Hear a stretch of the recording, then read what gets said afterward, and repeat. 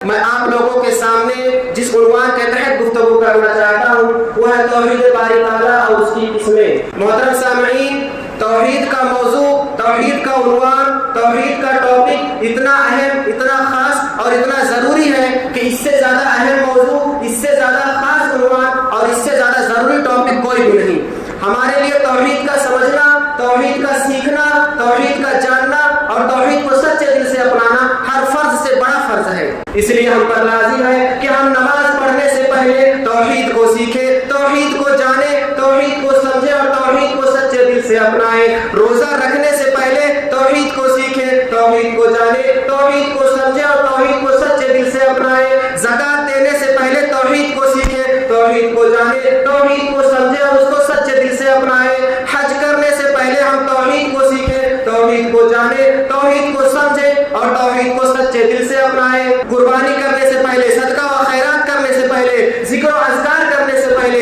دعا، توبہ اور استغفار کرنے سے پہلے، تلاوت کرنے سے پہلے، غرض ہے کہ کوئی بھی نیکی ہو، کوئی بھی عبادت ہو، تمام نیکیوں اور تمام عبادتوں سے پہلے ہمارے توحید کا جاننا، توحید کا سیکھنا، توحید کو سمجھنا اور توحید کو سچے دل سے اپنانا لازم اور ضروری ہے۔ کیونکہ اگر ہماری توحید صحیح ہوگی، ہم نے توحید کو اچھی طریقے سے سیکھا ہوگا، توحید کو جانا ہوگا، سمجھا ہوگا، سچے دل سے اپنایا ہوگا، تو ہماری عبادتوں میں نکھار پیدا ہوگا، ہماری نیکیوں میں مزید چاشنی اور لذت پیدا ہوگی اور اللہ رب العالمین ہماری عبادتوں کو قبول فرمائے گا اور ہماری نیکیوں کو پسند کرے گا۔ اور اگر ہم سے کوئی غلطی ہو جاتی ہے، کوئی خطا ہو جاتی ہے، کوئی گناہ سرزد ہو جاتا ہے، کوئی لغزش ہو جاتی ہے، تو اللہ رب العالمین اسی توحید کی برکت سے، اسی توحید کی نعمت سے ہمارے گناہوں، ہماری خطاؤں کو درگزر فرما دے گا، ہماری غلطیوں، ہماری لغزشوں کو مٹا دے گا۔ لیکن اگر ہماری توحید صحیح نہیں ہوگی، اگر ہم نے توحید کو نہیں سمجھا، توحید کو اپنایا نہیں سچے دل سے، تو ہماری عبادتیں کتنی خوبصورت کیوں نہ ہو، ہماری نیکیاں کتنی اچھی کیوں نہ ہو، اللہ رب العالمین تمام عبادتوں کو، تمام نیکیوں کو برباد کر دے گا، کسی نیکی اور کسی عبادت کو قبول نہیں کرے گا۔ محترم سامعین،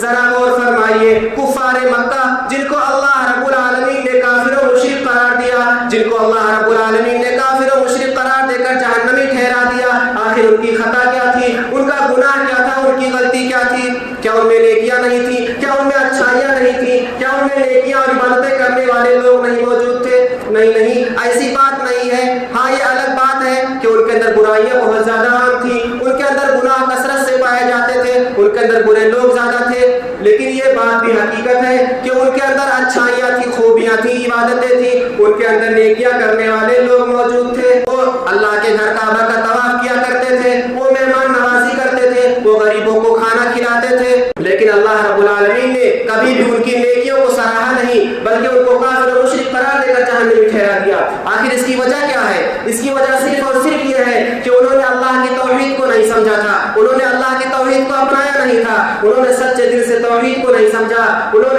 نے شرک سے توبہ نہیں کیا، انہوں نے کفر سے توبہ نہیں کیا، اس لیے اللہ رب العالمین ان کی نیکیوں کو، ان کی عبادتوں کو پسند نہیں کیا اور اللہ نے ان کی تمام نیکیوں کو برباد کر دیا۔ آئیے وہ حدیث دیکھتے ہیں جس کو امام مسلم نے اپنی کتاب صحیح مسلم میں روایت کیا ہے، کتاب الایمان کے اندر۔ عن عائشہ رضی اللہ تعالی عنہا قالت قلت یا رسول اللہ صلی اللہ علیہ وسلم ابن جدعان كان في الجاهلية يصل الرحم ويطعم المسكين فهل ذاك نافعه؟ قال رسول الله صلى الله عليه وسلم لا ينفعه إنه لم يقل يوما رب اغفر لي خطيئتي يوم الدين۔ حضرت عائشہ رضی اللہ تعالیٰ عنہ سے مروی ہے، وہ کہتی ہیں کہ میں نے اللہ کے رسول صلی اللہ علیہ وسلم سے دریافت کیا، میرے پیارے نبی صلی اللہ علیہ وسلم سے پوچھا، میں نے کہا ہے اللہ کے رسول صلی اللہ علیہ وسلم بتلائیے کہ ابن جدعان جو کہ زمانے جاہلیت میں تھا، جو کہ اسلام کے آنے سے پہلے موجود تھا، جو نیکیاں کرتا تھا، جس کے اندر اچھائیاں تھی، خوبیاں تھی، جو صلہ رحمی کرتا تھا،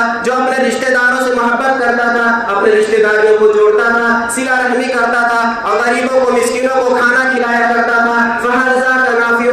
تو کیا اس کو یہ نیکیاں اس کو فائدہ پہنچائیں گی؟ کیا میدان محشر میں اللہ رب العالمین کے دربار میں اس کے لیے نفع بخش ثابت ہوگی؟ اللہ کے رسول صلی اللہ علیہ وسلم نے دو ٹوک جواب دیا، لا ينفعہ، یہ نیکیاں اس کو فائدہ نہیں پہنچائیں گی، یہ نیکیاں اس کے کچھ کام نہیں آئیں گی، اللہ رب العالمین کے دربار میں اس کے لیے فائدہ مند ثابت نہیں ہوگی۔ کیوں؟ اس کا جواب بھی اللہ کے رسول صلی اللہ علیہ وسلم نے اسی حدیث میں دیا، इन्नहु लम यकुल यौमन रब्बि इग़फिर ली खतीयती यौमद्दीन। उसने किसी दिन नहीं कहा, किसी दिन भी ये बात नहीं कही कि ऐ मेरे परवरदिगार, ऐ मेरे रब, तू मेरे गुनाहों को, मेरे खताओं को, मेरे शिर्क को, मेरे कुफ्र को मैदान महशर में माफ कर देना, जज़ा के दिन, हिसाब किताब के दिन मेरे गुनाह को माफ कर देना। उसने अपने शिर्क से तौबा नहीं किया, उसने अपने कुफ्र से तौबा नहीं किया, उसने अल्लाह की तौहीद को नहीं समझा, इसलिए अल्लाह रब्बुल आलमीन उसकी इन नेकियों को और इनकी अच्छाइयों को कबूल नहीं करेगा और मैदान महशर में उसकी ये खूबियां, ये अच्छाइयां उसको फायदा नहीं पहुंचाएंगी। मोहतरम सामीन, ये तौहीद ही वो दावत है जिसको अल्लाह रब्बुल आलमीन ने पिछली तमाम उम्मतों में जारी व सारी किया। ये तौहीद ही वो हुक्म है जिसको अल्लाह रब्बुल आलमीन अपने तमाम अंबिया कराम को दे करके उनकी उम्मतों की तरफ भेजा। अल्लाह रब्बुल आलमीन इरशाद फरमाता है सूरह अन-नहल आयत नंबर 36 के अंदर, वलक़द बअसना फी कुल्लि उम्मतिन रसूला अन इअ्बुदुल्लाह वज्तनिबुत तागूत। तहकीक कि हमने हर उम्मत में, हर जमात में, हर कौम में एक रसूल को भेजा। उस रसूल को हमने हुक्म क्या दिया, उस रसूल से हमने मुतालबा क्या रखा, उस रसूल को हमने दावत क्या दी, उस रसूल से हमने सिर्फ यही मुतालबा रखा कि अपनी कौम के लोगों से, अपनी जमात के लोगों से जाकर कहे कि ऐ मेरी कौम के लोगों, ऐ मेरी जमात के लोगों, अन इअ्बुदुल्लाह, तुम सिर्फ और सिर्फ एक अल्लाह की इबादत करो, सिर्फ और सिर्फ एक अल्लाह के सामने झुको, सिर्फ और सिर्फ एक अल्लाह से दुआएं मांगो, सिर्फ और सिर्फ एक अल्लाह से औलाद मांगो, सिर्फ और सिर्फ एक अल्लाह से अपनी मुसीबतों को दूर करने की इल्तिजा करो, सिर्फ और सिर्फ एक अल्लाह से औलाद मांगो, बारिश तलब करना हो तो सिर्फ और सिर्फ एक अल्लाह से तलब करो, वज्तनिबुत तागूत, और तागूत का इनकार कर दो। मोहतरम सामीन, ये तागूत क्या है? अल्लाह के अलावा दुनिया में जिसकी भी इबादत की जाती है, चाहे वो इंसानों में से हो, चाहे फरिश्तों में से हो, चाहे जिन्नातों में से हो, चाहे वो दरख्त हो, चाहे पत्थर हो, चाहे आसमान हो, चाहे जमीन हो, चाहे सूरज हो, चाहे चांद हो, चाहे सितारा, चाहे समुद्र हो या नदी, दुनिया की कोई भी चीज हो जिसकी अल्लाह के अलावा इबादत की जाए, जिससे अल्लाह के अलावा श्रद्धा रखा जाए, जिससे अल्लाह के अलावा उम्मीद लगाई जाए, जिससे अल्लाह के अलावा डरा जाए और अल्लाह की तरफ मोहब्बत की जाए, वो सारी चीजें तागूत हैं और उनसे इज्तनाब करना, उनसे कटना, उनका इनकार करके एक अल्लाह की तरफ आना और एक अल्लाह की सिर्फ और सिर्फ इबादत करना, इसी का पैगाम और इसी का हुक्म देकर अल्लाह रब्बुल आलमीन ने तमाम नबियों को भेजा, तमाम उम्मतों को यही पैगाम दिया। मोहतरम सामीन, तौहीद की इसी अहमियत के पेश नजर आइए हमें जानने की कोशिश करते हैं कि तौहीद किसे कहते हैं। तौहीद ये अरबी ज़बान का लफ्ज है, वहदा युवहिदु तौहीदन। उर्दू में इसका मतलब है कि किसी भी चीज को एक जानना, एक समझना, एक मानना। शरीयत की इस्तिलाह में तौहीद का मतलब है कि अल्लाह रब्बुल आलमीन को उसके कामों में, उसकी इबादतों में और उसके अस्मा व सिफात में अकेला मानना, अकेला समझना, दिल से उसको अकेला तस्लीम करना और उसके अलावा किसी को भी, चाहे वो नबी हो या वली हो